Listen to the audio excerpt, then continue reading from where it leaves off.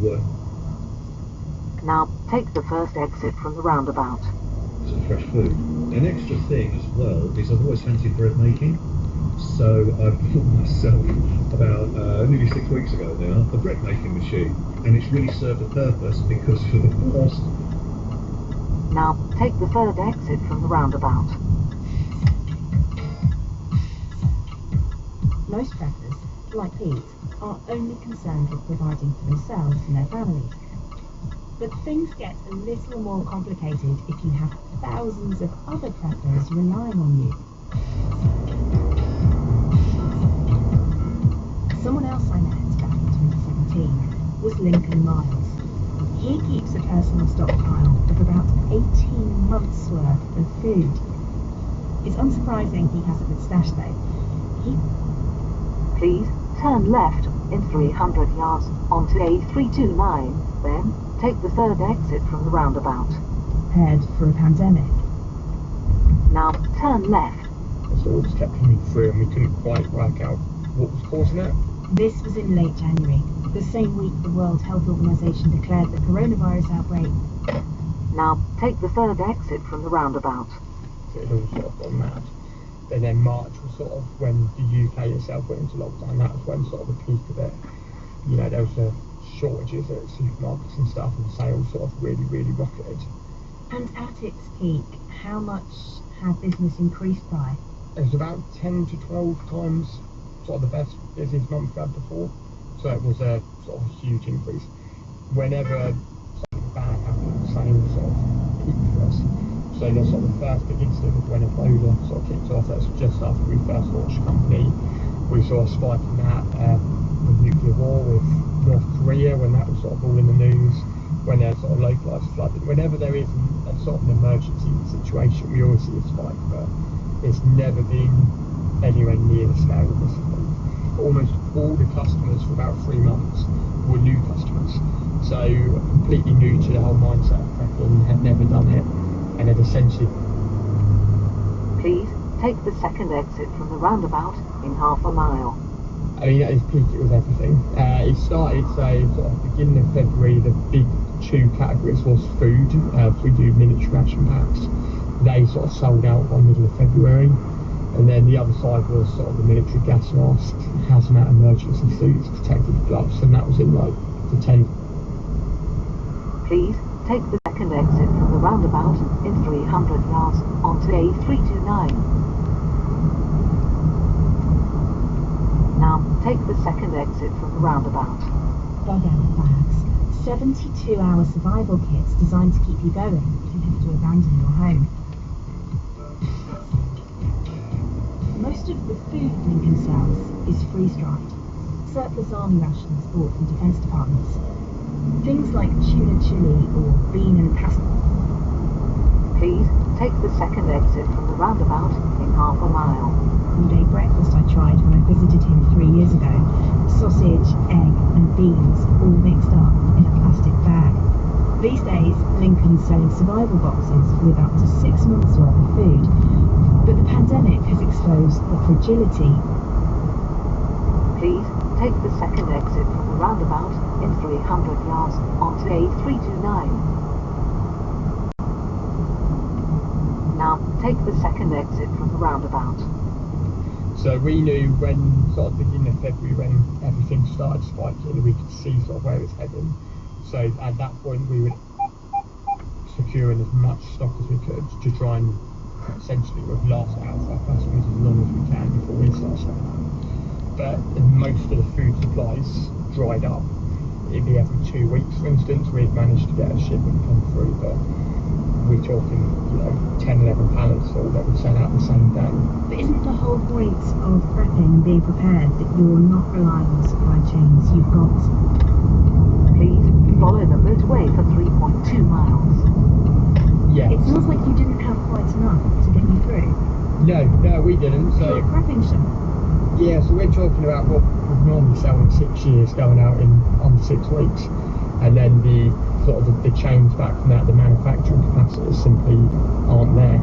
These are sort of facilities that manufacture millions and millions of items for the military, and they couldn't even keep up with the demand that was coming through it because it was so much so fast. So I think it really put everyone a bit short as to the sheer scale of the need and the demand. So even the shop that specialises in being prepared for every eventuality, including scenarios that some of us would find rather imaginative, wasn't fully prepared for the pandemic. To be fair to Lincoln, he wasn't alone. Several large European manufacturers of freeze-dried and long-life food are now ramping up production after being unable to meet what they call unprecedented demand this year. Demand they and Lincoln. Please keep to the left in 2 miles. Thing we've ever seen before. So there doesn't really seem to be any sort of appetite for it to slow down too much.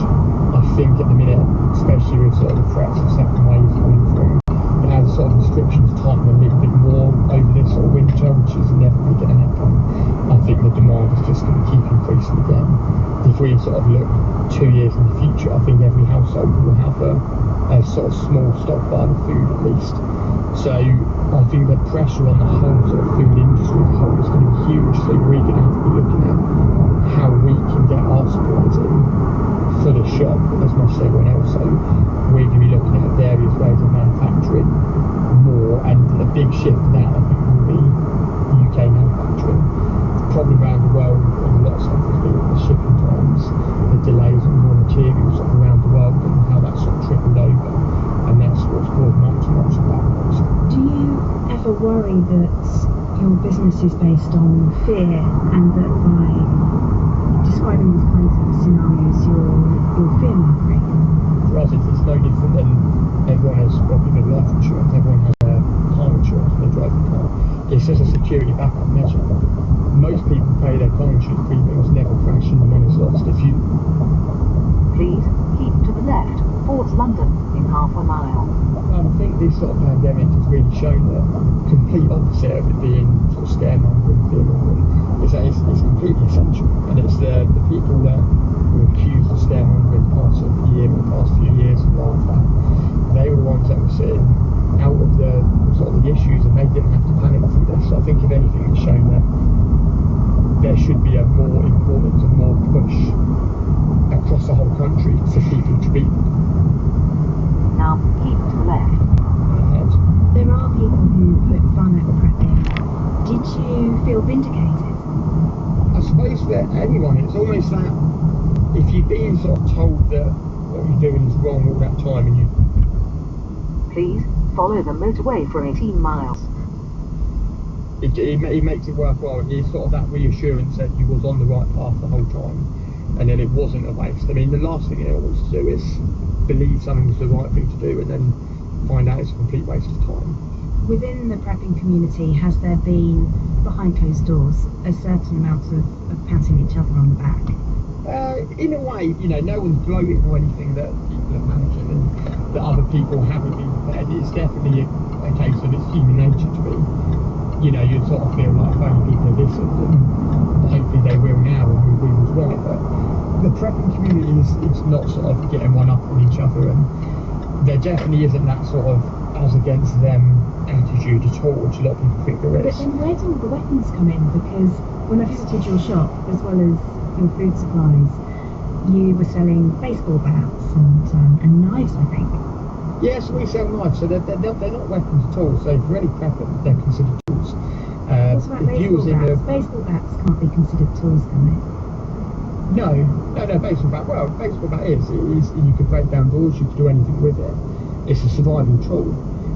But on the knife front, it's definitely not a weapon in any way. You use a knife to hunt, you use a knife for bushcraft. You're listening to The Food Chain from the BBC World Service with me, Emily Thomas.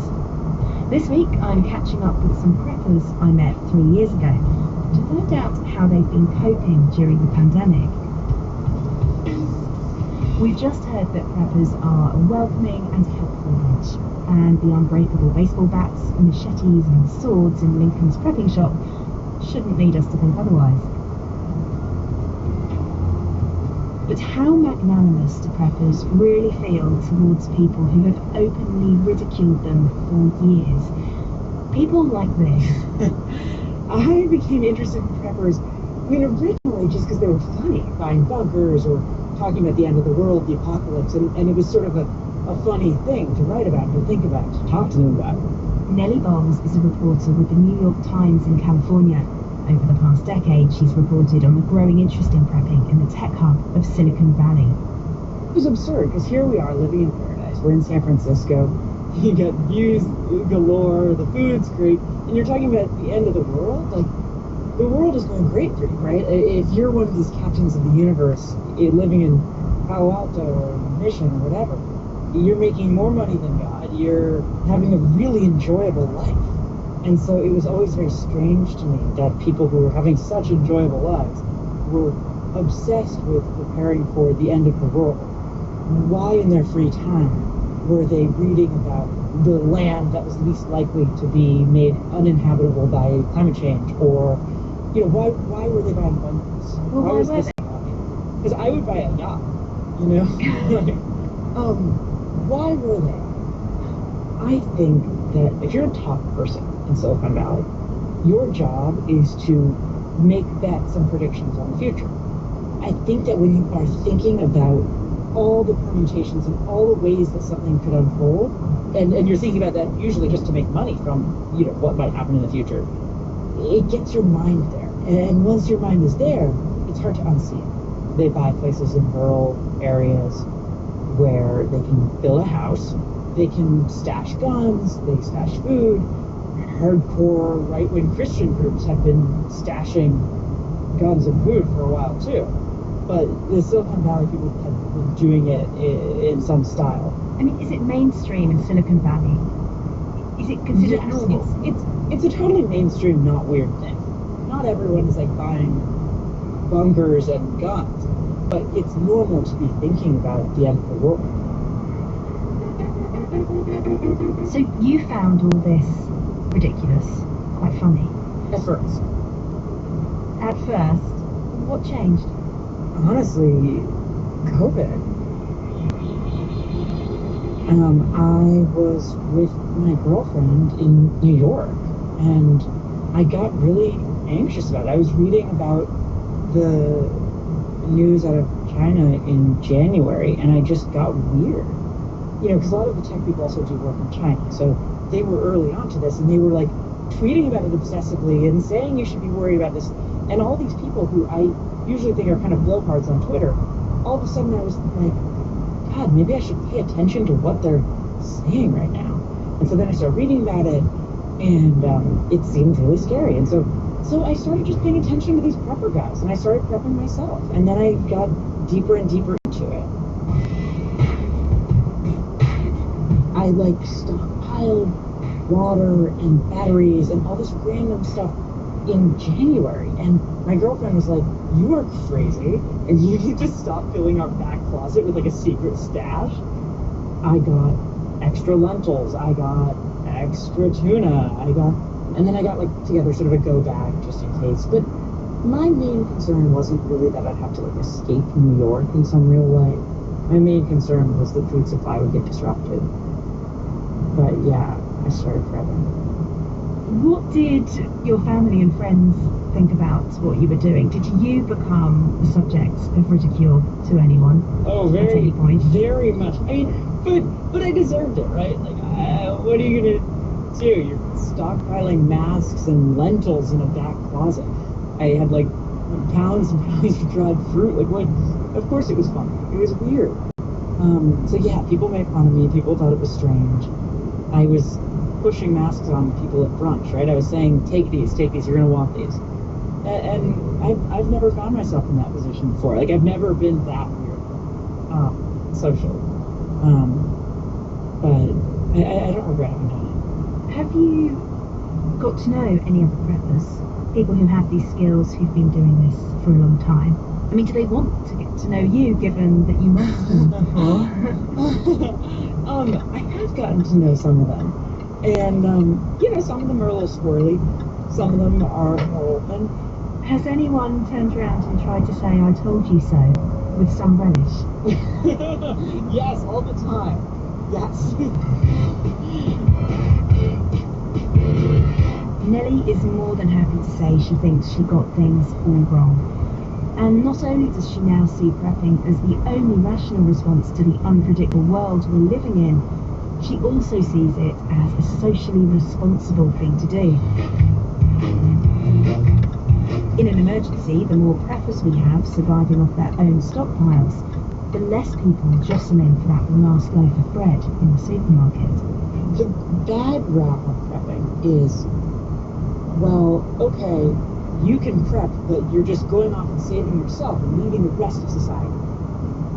What the preppers would argue is that by being prepared, you don't take up a spot for the emergency services, right? Like, so in that way, it's not selfish. And then, I mean, ultimately, I think you want to prepare your community. You don't want to be someone who's like a solo survivor.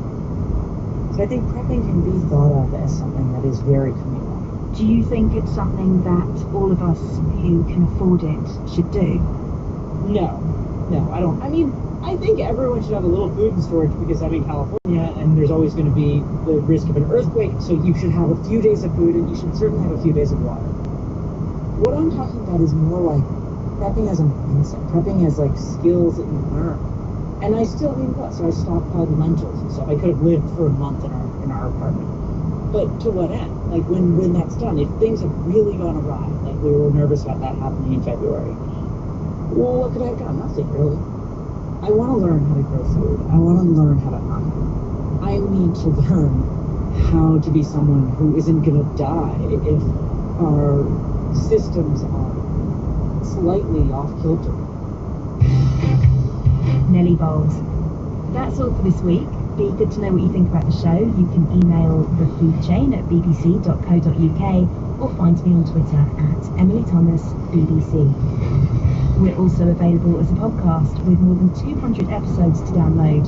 Search for BBC Food Chain wherever you get your podcasts. You'll find our previous episode about preppers there. From me and producers Sarah Stollarts and Simon Tulett, thanks for listening. You're listening to the BBC World Service, and here's what's happening in the studio this week. The Cuban artist Kadir Lopez is fascinated by the power of neon light. For the past few years, he's been using it to transform areas of Havana whose buildings used to display colorful signs or which have been darkened for decades. Join me, Julia Galeano Rios, to hear how he turns darkness into light. In the studio at bbcworldservice.com/in-the-studio.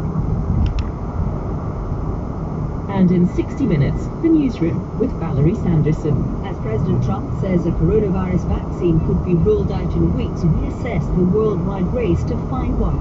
Also, new data tells us more about COVID symptoms and the wildfires in Syria. Stay with us. Outlook is next. This is the BBC World Service, the world's radio station.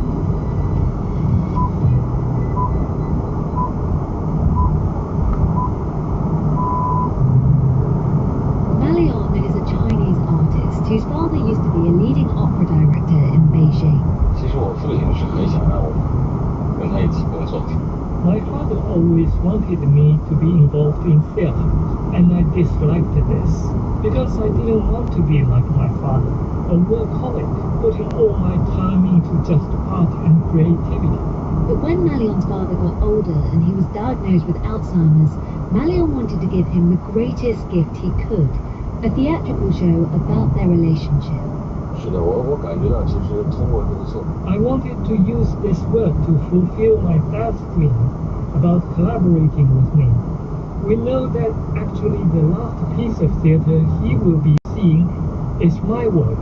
Today on Outlook, we bring you a story of memory, mortality, and time travel. That's coming up after the latest news. Hello, I'm Chris Barrow with the BBC News. China says millions of workers have been retrained in Xinjiang under what it calls a re-education program. The new report says they underwent what has been described as vocational education between 2014 and 2019. The US has likened the centres to concentration camps. Our Asia-Pacific regional editor, Michael Bristow, has examined the report. Essentially what the report says is that each year for 6 years 1.3 million people went through this vocational education system It's not clear how many of those people were sent to camps. It's not clear if you counted people twice, but that's potentially 8 million people who will be caught up in this scheme. And you can see that essentially it's taking in nearly all the Uyghur population. The UN Commission of Inquiry into alleged human rights violations in Burundi says there's been little progress despite the election of a new president. Investigators said the democratic space remained very narrow, and impunity had persisted in the months after Evariste Ndayishimiye replaced Pierre Nkurunziza. Individuals already under international sanctions have been appointed to positions in the government of Burundi, and the UN had evidence of executions, detentions, torture and sexual violence against both men and women before and after these elections.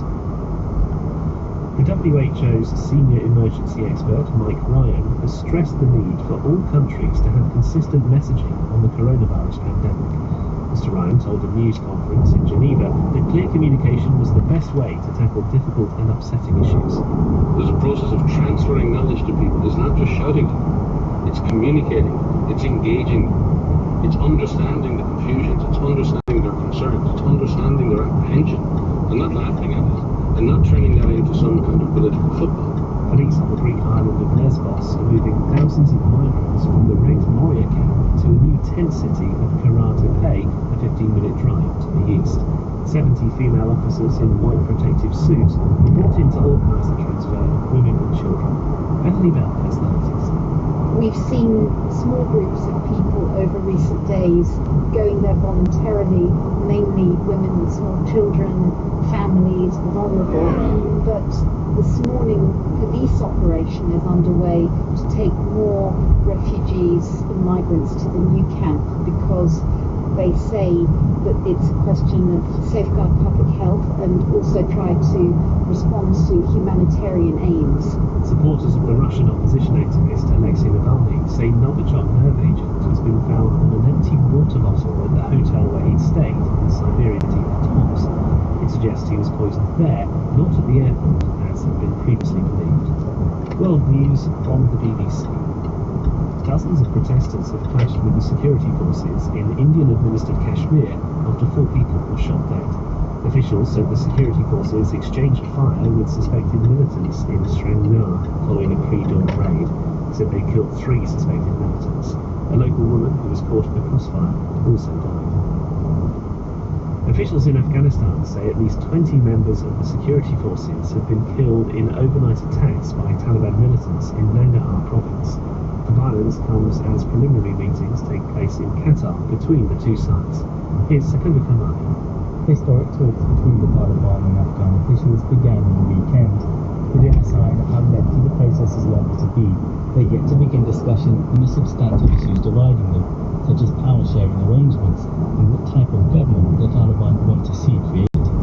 The insurgents view violence as their best form of leverage, and so whilst they have refrained from carrying out major attacks in big cities, fighting in more rural areas continues. The Israeli government has called on Jewish pilgrims who've been trying to reach an event in Ukraine to come home after Kiev denied them entry on account of coronavirus restrictions. An Israeli minister said efforts to persuade Ukraine to change its position had failed.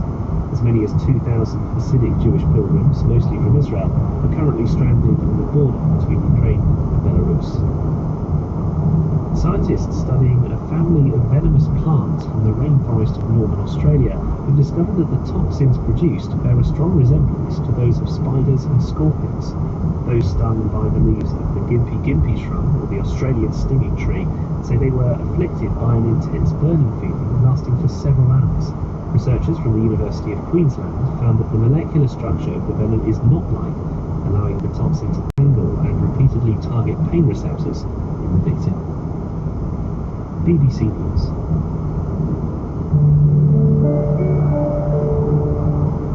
There was once a little boy who built... Construction zone ahead on M4 between J3 Harrow Pace, A312, and J12 reading west, A4. That he and his dad could travel together and retrieve all of the happy moments from their past, which, as his father's memory slipped away, became a race against time. This This is more than fiction for the Chinese artist Malian. 对的，这个作品其实就是我自己的生活。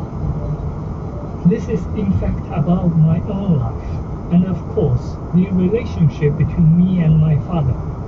And I really wish we could go back and see moments from the past, see those beautiful moments. The show is reflecting my personal fears, my fear of losing time. I'm Emily Webb, and today on Outlook, the incredible story of one son's tribute to his elderly father. Papa's Time Machine is the piece of theatre that Malian dreamt up about his situation. On stage, his reality becomes fantastical as he and his dad are shown as life-size puppets who travel with a huge, intricately built time machine. Theatre never used to be Malian's thing. He's known for his surreal photography. It was his father who spent his career in the director's chair.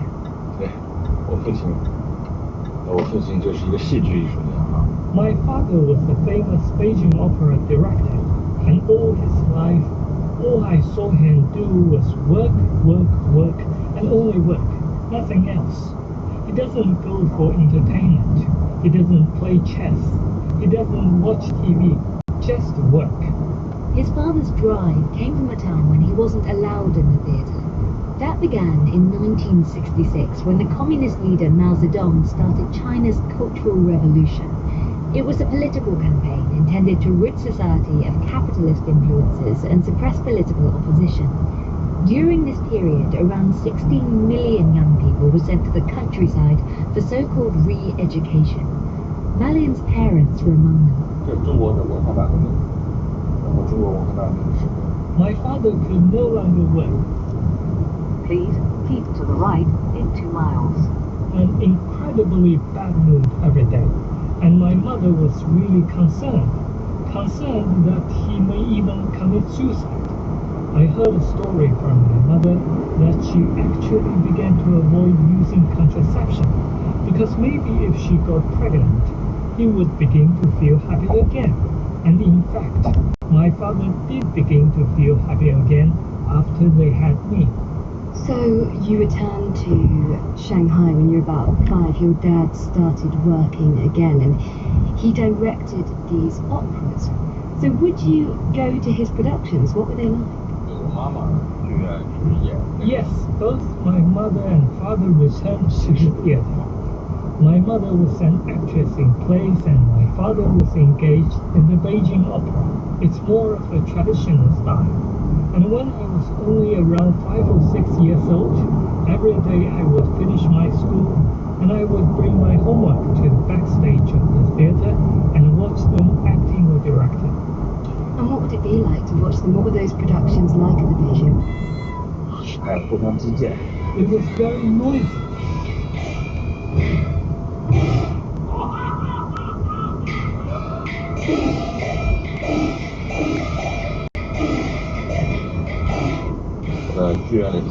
What I had to do was take a very small piece of paper and I would make it a small ball and then use this as an ear block. So you put a ball of paper in your ear, okay? Please keep to the right towards Hammersmith in half a mile. It was also incredibly colorful. They used a very strong makeup, using very bright colors, and everything was very glittery. So yes, for me, I think theater and real life were very different. Real life seemed slightly dull and boring, but when I went backstage, the world became very surreal. Now keep to the right. Work and not focused on you. Did you ever want to be involved in that? Did you see that as a way that you could be close almost by working together? 其实我父亲是很想让我跟他一起工作。My father always wanted. Please keep to the right onto M4 in 1.8 miles. You can do the art or something to do with the theater then, drama art maybe, and I disliked this. Because I didn't want to be like my father, a workaholic, you know. When I was a child, my impression of my dad was of someone who said nothing, who was very quiet. Even when he was having dinner with us, he would stay silent. Apart from sometimes he would say, "Oh, I've got an idea," and he would put down the chopsticks and go somewhere to write down the idea. But as a teenager, Malion's relationship with his dad changed. His father would take him for walks, bike rides, and they'd stay up late together reading books in the attic and chatting. He couldn't envisage their relationship changing, but as the years progressed, time had other ideas. When did you start to notice that your father was becoming forgetful? 在2014年的春天的时候。 So it was in 2014, it was spring, and my parents and I had traveled to southern China for holiday, and that day was quite warm. So I went to the little swimming pool in the area, and he said to me, "Oh, can you float on the water?" And I said, "Father, yes, of course I can." And like, Please keep to the right onto M4 in half a mile. thanks. And then again my father asked the same question. "Can you float on the water?" And I felt, you already asked me this question, but I answered him, "Yes, I can, Father." "Oh, well done. Very, very good." And I went to swim again, and again my father asked me exactly the same question. Now keep to the right. It's then that I realized my father probably had something wrong with his memory. Were you scared? 我非常恐惧，然后我那天 Yes, sir. Please keep to the left at exit 3 in 1.6 miles. At the stars in the sky, I thought to myself how cruel life was. When did you find out that this was more serious than being forgetful, and when did you realize that it was actually Alzheimer's? 然后这个故事发生以后，那1-2个月之后，他回到上海。After that holiday, 1 or 2 months after, my mother took my father to the hospital, and he was diagnosed with Alzheimer's. But he was still okay. He could still engage with the conversation and discuss with the doctors what he should do. But a few years later, his memory really deteriorated. And one of the things that he started to become very focused on was his work and what he'd achieved in his career. What would he be talking about? 他已经不谈生活中任何别的事情。 He began to talk about his work every day, and all else was forgotten.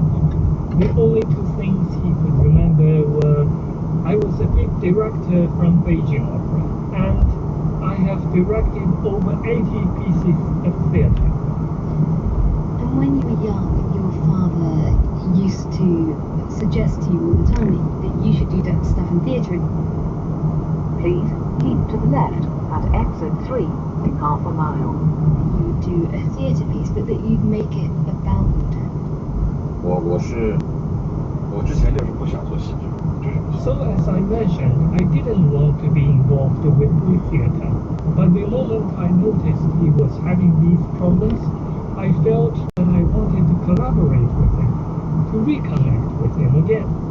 My original plan was that my father would be the director of the show, and I would do the stage jobs. But it took me a while to find the right team, and by the time I had found them, Now keep to the left. possible for my father to work on the show. So this became my own piece of work, in which I talk about my father.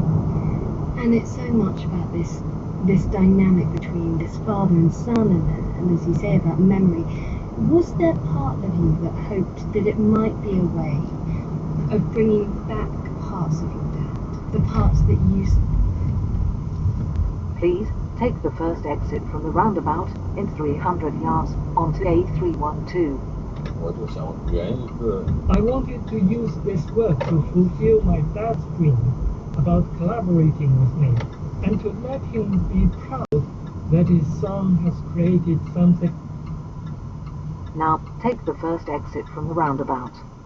He will be seeing is my work. So I think this is the best present someone could give to an artist's father. And you'd never done a theatre production before, and it was this incredibly ambitious production involving puppets and projections, and you had puppeteers and music. while you were doing this, it sounds as though things were getting very stressful trying to put this production on, and at the same time, your father was getting progressively worse, and your mother was really struggling to cope. What impact was all of... Please take the second exit from the roundabout in 300 yards onto A312. Father started to lose his memory and couldn't take care of himself. I had two options. One was that I stop work and... Now take the second exit from the roundabout. There was another option as well. I guess a more romantic one. I could spend my time making a piece of work to dedicate to my father. So I choose the second. But yeah, it was quite a stressful time. Please follow the road for 2 miles. 好几次要喘气，好累啊！这整个。 Yes, indeed I have. Probably 3 times. One time was when I didn't have enough money. The second was when I was having a problem with a member of the cast, a person I worked with. But always I was thinking, I still haven't finished. I must finish this work before my father completely loses his memory. He needs to see his son's work before that. And at another point, I wasn't sleeping. I'd probably fallen into a depression. I felt I really couldn't go on. But my girlfriend told me, you have to carry on.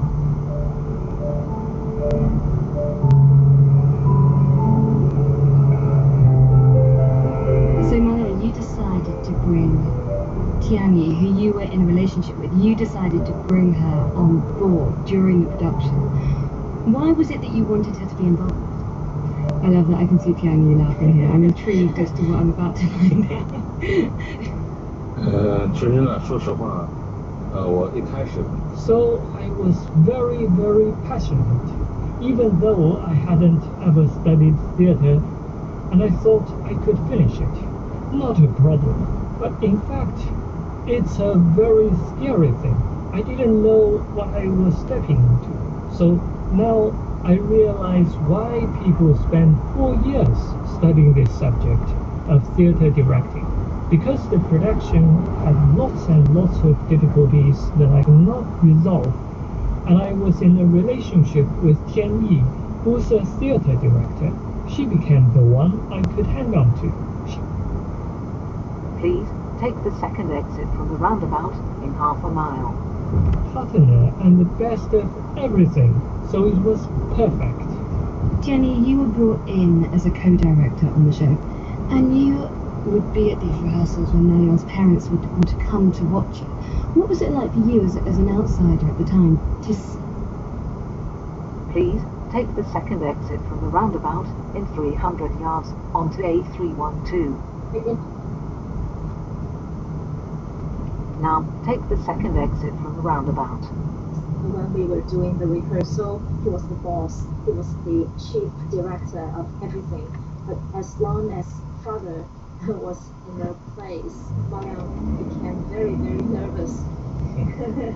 And father, although he started to lose memory, but I think the memory of being a director sticks very deeply in his mind. So he presented a very professional attitude towards the rehearsal.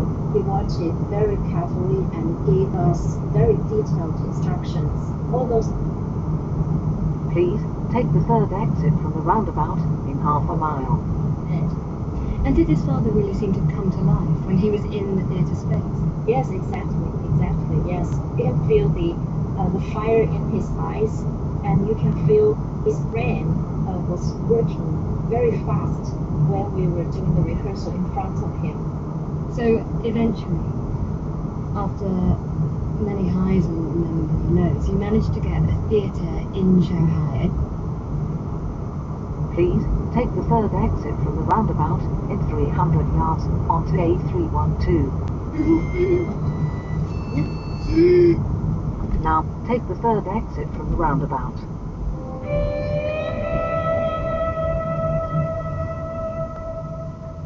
Your mum and your dad came to see it. What was that night like for you? 那天首演完了结束的时候， That night after the show, I said, "Father, let's go and have a smoke outside." And I asked him, "Father, what do you think? How did it look to you?" And he kept silent. In the meantime, I realized I was like a kid in front of him, asking for his approval. And then he told me he liked the show. And he told me what the good things were about the show and what could be improved. And then he gave me a hug.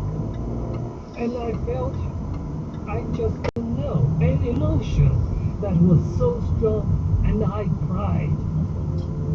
其实我很喜欢这个作品，这个作品很好。And I cried. I've never cried like that before. 后来， It was so surprising to me that he could remember everything. So at that moment, Please take the third exit from the roundabout in half a mile, then keep to the right. through, it was a beautiful moment.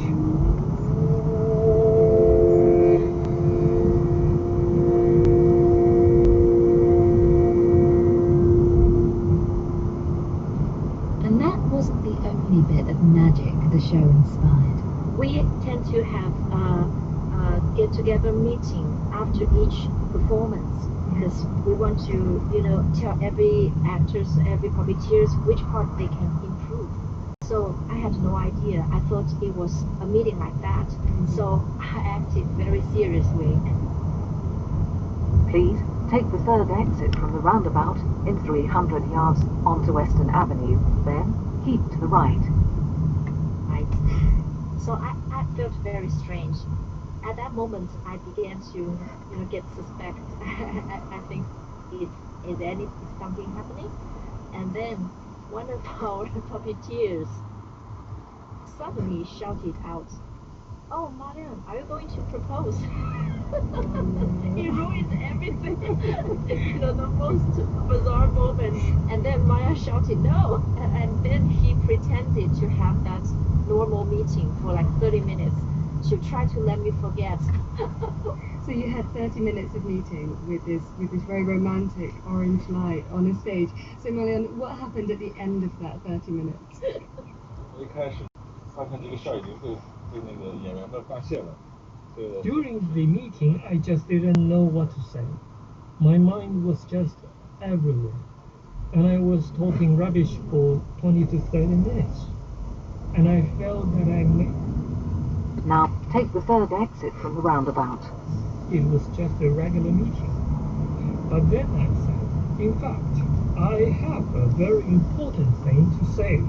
And that it is this. 让你们准备手机了。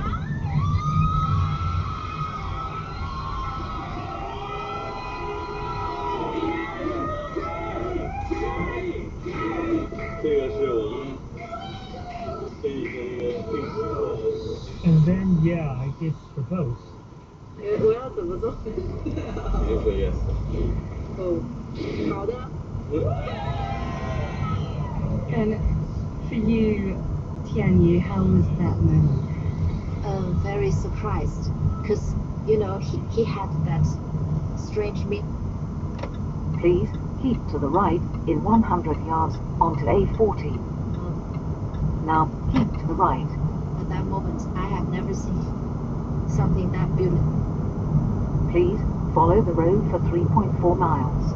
It rained, which gave me a very touching feeling because we all know what that symbol means. And you then went on to have your first child together. You've got a baby girl. Malia, tell me, how was that introducing your daughter to your father? Yes. 我有孩子的时候，其实我爸妈已经处理的比较融洽。So when we had our first child, our daughter, my father's memory had already deteriorated quite badly. And at that time, every time I would introduce my daughter to my father, he would say, "Oh, who is she?" And I'd say, "It's our daughter, it's my daughter." And he'd say, oh, do you have a daughter now? Yeah, we have a daughter now. And then I'd come back after a while, and then he would ask me again, you have a daughter now? And he would repeatedly enjoy that moment of me telling him, this is my daughter. You could see this great joy on his face. And what sort of father would you say you are? 其实我现在特别爱我的女儿。 I love my daughter. Actually, my daughter was born when I was 46, and my father had me when he was 43. So we are both slightly older fathers. I hope I wouldn't be how my dad was, and not have any time for kids and family. I want to accompany her as she grows. But at the same time, I'm very busy at work and I have millions of things to do every day. When I was little, I didn't want to be my father, this type of figure, because there was so little connection between us. And he didn't seem to care at all or show any concern. But nowadays, I'm getting closer and closer to becoming this type of person. I'm crazy about my work. I have passion for my work, sometimes too much. But now I see this kind of very strong passion as actually being adorable. I feel I understand him more, that I can forgive him now. And I want to salute to him.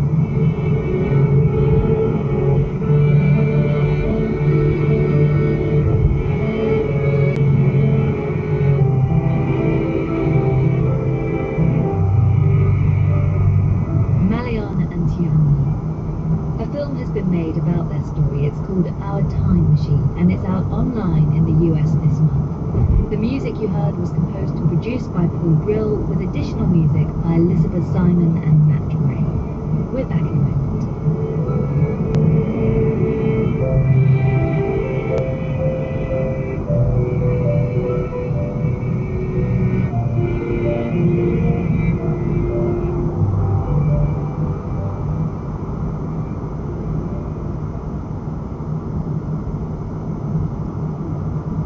Now on the BBC World Service, today's BBC Minute update on the coronavirus. It's Nisha and Laura. Let's start in India. The country has recorded yet another record jump in infections, with almost 98,000 new cases reported in one day. The death rate there has also been rising, and there's growing concern about shortages of oxygen to treat patients in several parts of the country. Several European countries are also struggling with surges in infections. Both Ukraine and the Czech Republic have seen record rises in new cases in the past day. Meanwhile, the World Bank is warning that the global economic recovery from the pandemic could take up to 5 years, and inequality will grow during that time. New Zealand's the latest country to enter into recession. And President Trump says a coronavirus vaccine could be ready before November's election, but his rival, Democratic presidential candidate Joe Biden, says his promises cannot be trusted. The WHO has also said it doesn't expect widespread vaccinations until mid-2021. To learn more about this, search BBC COVID Vaccine Tracker. BBC Minutes. Next on Outlook, a voice you might know, but a man who you probably don't.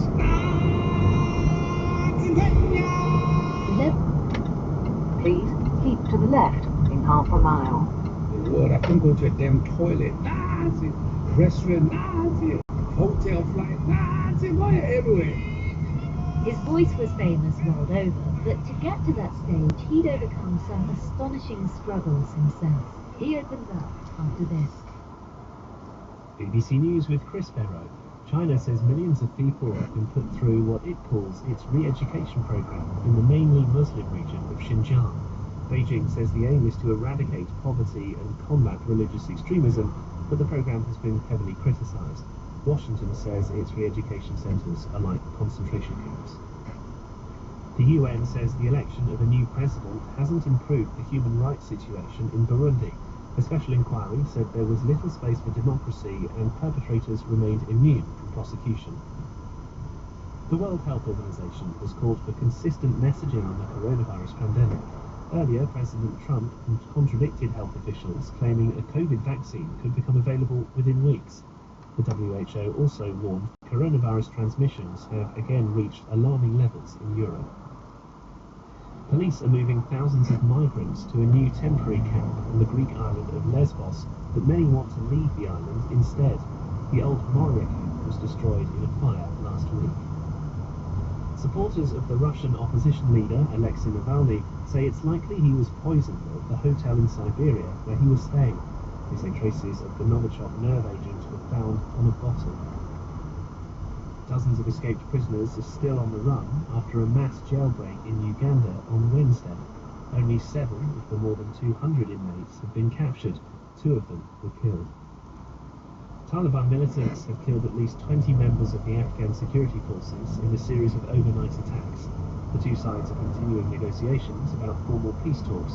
Correspondents say the militants are using the attacks to gain more leverage. New research shows toxins produced by the Australian stinging tree similar to those of spiders and scorpions. Their structure allows them to target pain receptors repeatedly. And that's the latest BBC News. Hello, I'm Emily Webb, and you're globetrotting through incredible true-life stories here on Outlook. Now, if you're a Disney fan, or even if you were just alive in the 90s,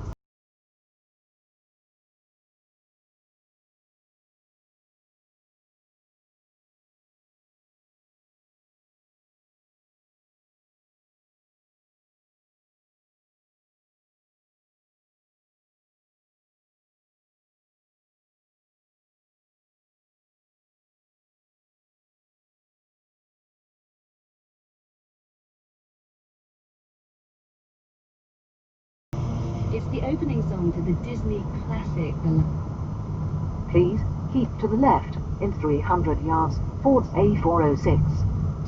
Now, you might have come across that song, but I'm guessing you haven't heard about the incredible story of the man who sang those words. He's a South African composer and singer called Lebohang Morake, or Lebo M. So how many times does he think he's had to sing it? That's the answer. I can't even count. It's impossible. What exactly does it mean? Can you tell me what language it's in? What it literally means is, all hail the king, bow down in the presence of the royal family. And what language is that in? It's Xhosa and Zulu. Now, Lebo's songwriting has earned him a place in Hollywood history. But as a child, the thought of being a movie composer wasn't on his radar. That was in the township of Soweto in Johannesburg in the 1960s. I had a beautiful childhood. When I tell my kids, I had an extremely beautiful childhood. Now keep to the left. But before I was born, my father actually was a singer, and my mother was a nurse. And my mother loves to sing. She's a brilliant singer. I come from an environment that had music throughout my entire life.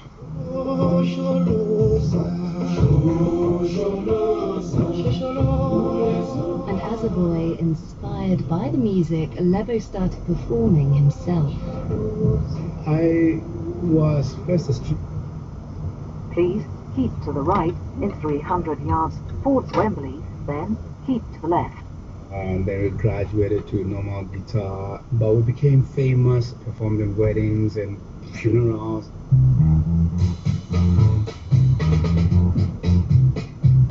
Now, Soweto is famous for some of the people who came out of the township. Think Nelson Mandela or Desmond Tutu, but it's also got a serious musical heritage. There were plenty of unlicensed bars where music was played, but one institution that was famous above all others was Club Pelican. Lebo was taken there by an older musician and asked if he wanted to be a backing singer in the house band. I was 14 years old. And tell me about what Pelican was. Can you describe it to me as a place? It was a nightclub in the township, the only nightclub that had a in-house band of the best musicians. It was very small and somewhat dingy in a cool, funky way.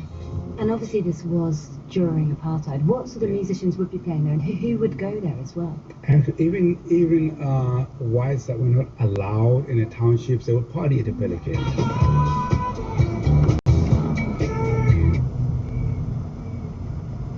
calculation. I'm going to be an R&B superstar. Please keep to the right in 70 yards towards Wembley, then keep to the left. Evil. Now keep to the right. Of underground groups and anti-apartheid activity. Lebo wasn't part of it yet, but revolutionary activity was happening all around him. What I didn't know. Please keep to the left in 80 yards onto A406 north. Now keep to the left. And things, I just put them under the stage. You know, I hold this. It turns out I was hiding political pamphlets and things like that. The apartheid regime came down hard on activism. Many people were arrested and even killed. So some people left South Africa and formed revolutionary groups in exile.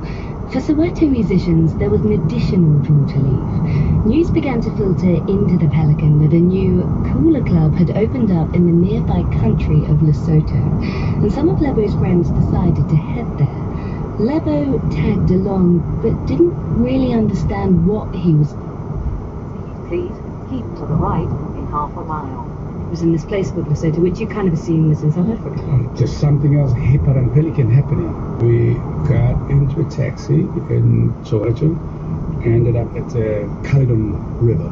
So this is a river that basically divides South Africa and Lesotho in the border? Yes. Both sides are South African military and the other side is Lesotho. So we got there. Please keep to the right in 300 yards towards A404. I was. Now keep to the right.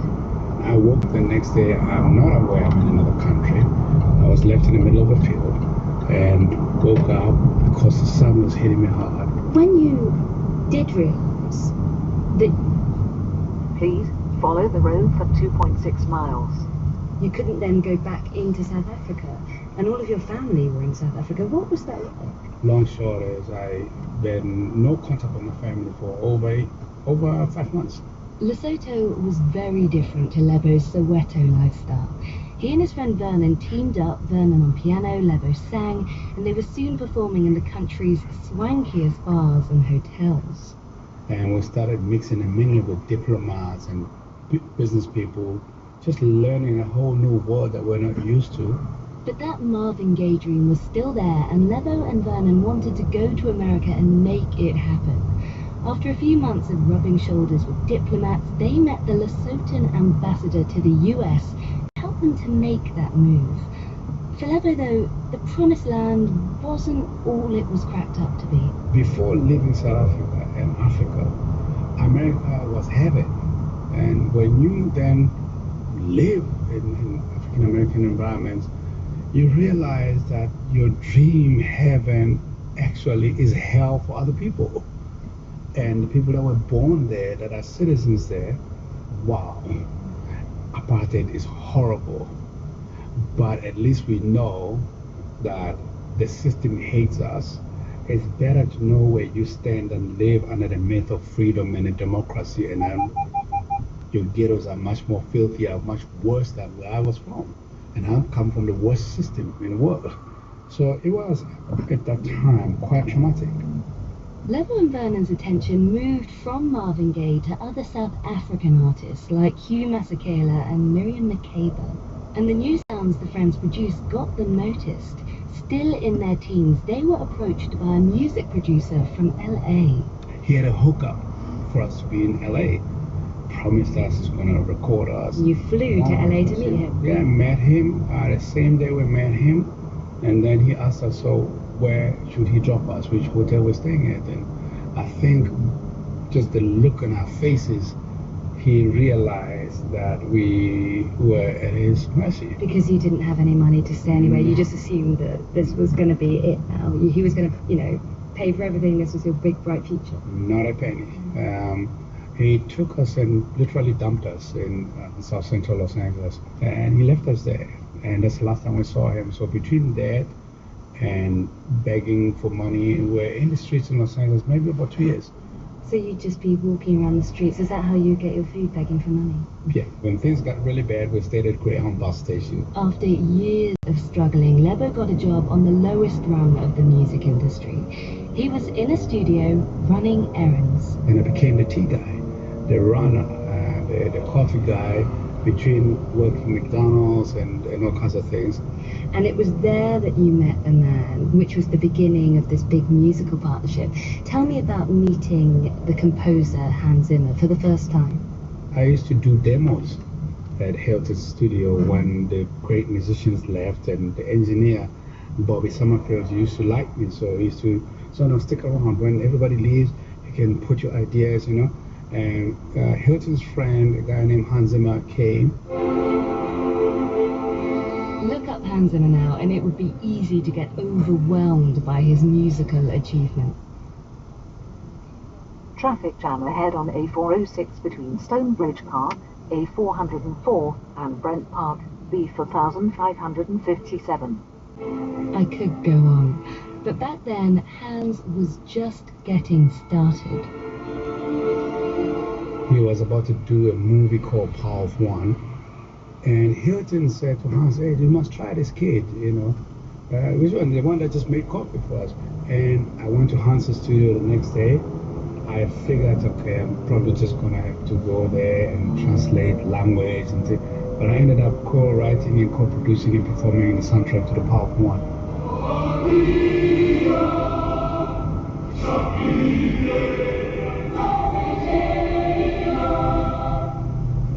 I was not trained in how to make movie soundtracks, so we were vibing, you know, and I honestly was not aware that I'm entering a film realm.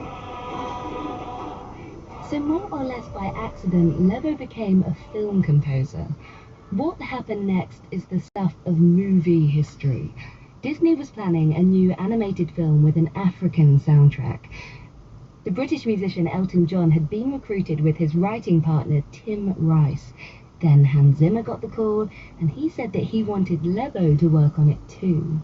So when you got that call from Disney and you found out that you would be working on this big new film, The Lion King, do you remember finding out?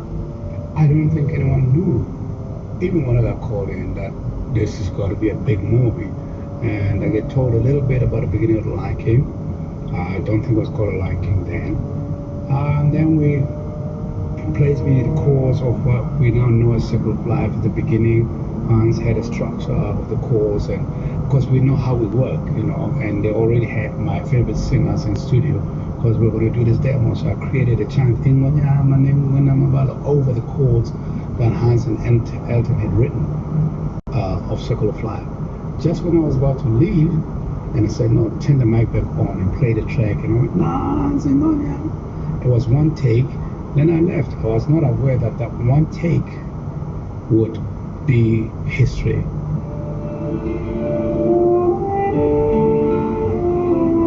That take became the opening sound of the film. The story of the movie is based on a pride of lions. Simba is supposed to succeed his father Mufasa as the Lion King, but his uncle Scar manages to convince him to leave the kingdom and he takes over himself. And as he worked on the music and as apartheid came to an end in South Africa, the story of these lions and their kingdom took on a whole new relevance. I think the story in the script was very attractive to me. I identified with the characters in the script, so it was not like cartoons. The character of Simba was me. The character of Mufasa was Nelson Mandela. The character of Scar represented the apartheid regime. The story just came at the right time. Mandela becoming the first black president, for me, is when Simba takes over Pride Rock. So when I wrote the lyrics, holy ways, ruler of the land, this land is holy. When you become king, when you become president, treat it with respect and with love and unite the nation. That's the lyrics behind the biggest theme in Lion King that no one knows. I've never translated it that way.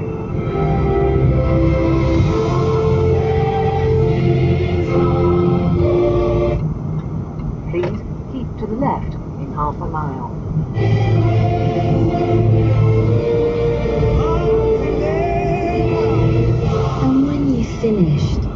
writing the songs and, you know, they went and they did the animations.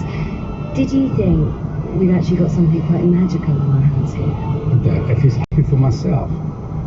It was not until I hear myself, oh, my voice all over the world, I couldn't go to a damn talk. Please keep to the left in 300 yards towards A5. Living inside this thing, I hear it everywhere. It was like, oh. Now keep to the left. What about when you won your Grammy? That was very surprising. I was in the toilet when they announced my name. I was.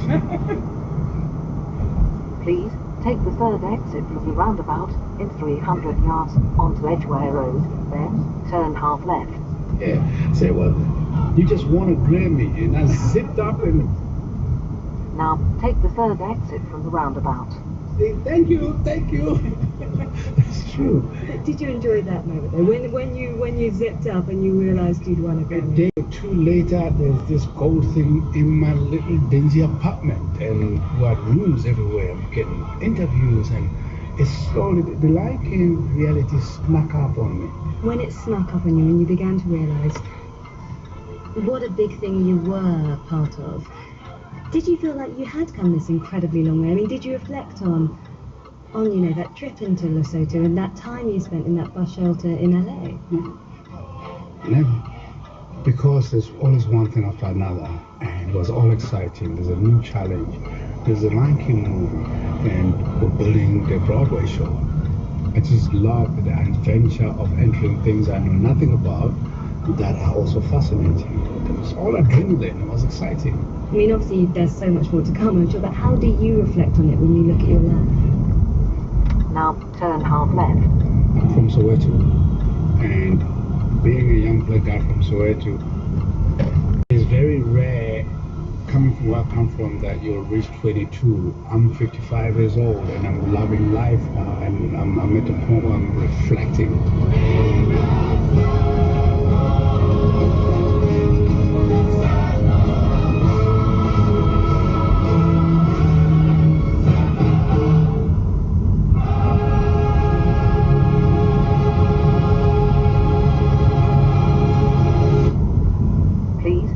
Right in 300 yards onto A5, then turn left. In stage production, but he's also worked on the recent live-action remake featuring Beyonce. That film, like the original, features Lebo's iconic opening line. There is one last thing I want to ask you, which is that obviously it would be so wonderful if you could do the... Now turn right. Except I can't. I can't, your voice.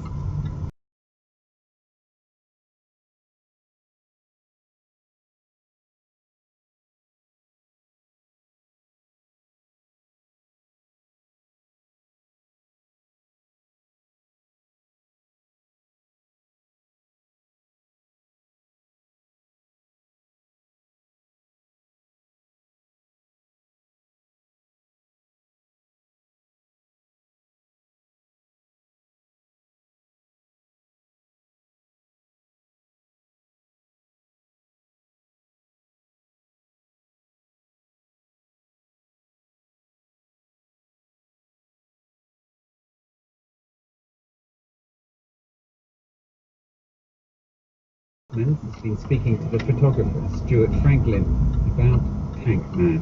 It's around midday, June the 4th, 1989. Over the past 24 hours, there have been shootings in Beijing as Chinese soldiers move in to Kuala.